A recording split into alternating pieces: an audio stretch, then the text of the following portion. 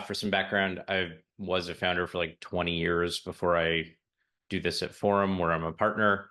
Um, I I've done a number of different businesses. Like I bootstrapped a company. It was an ad agency. I happen to be an engineer. Um, and then I ran a venture-backed company where I raised a whole bunch of money. And now I lead all of our outbound fundraising efforts for all our companies. So Forum does like 100 SaaS deals a year.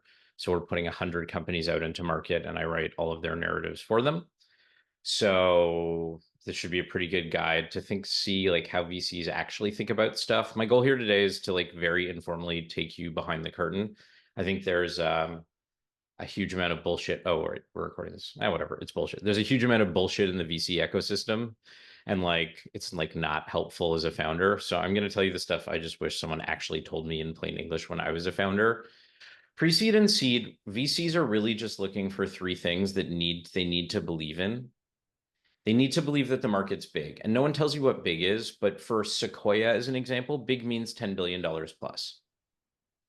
And so it might be true that your wedge or the problem you're solving right now is in a very narrow thing. Like definitionally, you're not going to have a lot of product right now. No one does. So your wedge is going to be small, but you have to show how that goes into a big $10 billion market.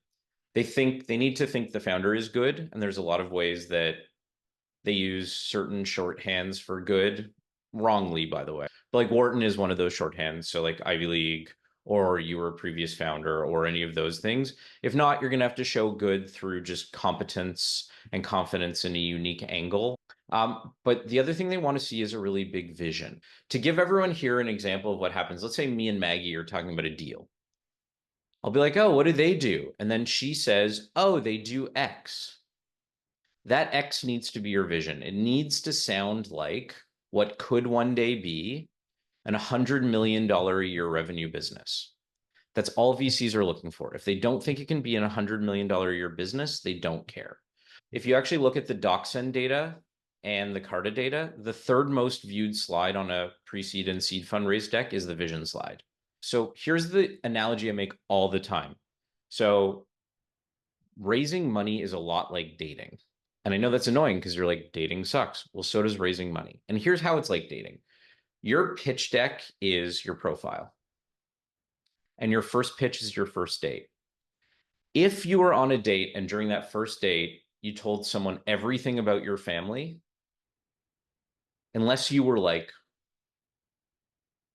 awesome and like super hot, there's no way in hell you're getting a second date. You're just not. So the thing you don't want to do is tell everyone everything on that first date. It's all you're trying to do with that first presentation. It's all you're trying to do with your pitch deck is get a meeting. It's all you're trying to do in that first meeting is get them aligned on your thesis that there could be a very big business like that built by you. And then they're going to have tons of questions. You're going to have to do a demo. You're going to have to do all that stuff. So a common mistake founders make is trying to do too much in that first meeting. The average amount of time that a VC spends reading a pre-seed deck, again, according to DocSend, 93 seconds. So it's just not very long, right? And so it's because we don't really read stuff. It's all we're trying to be like, do I want to talk to this founder? Do I believe there could be a big business? Is this a big market?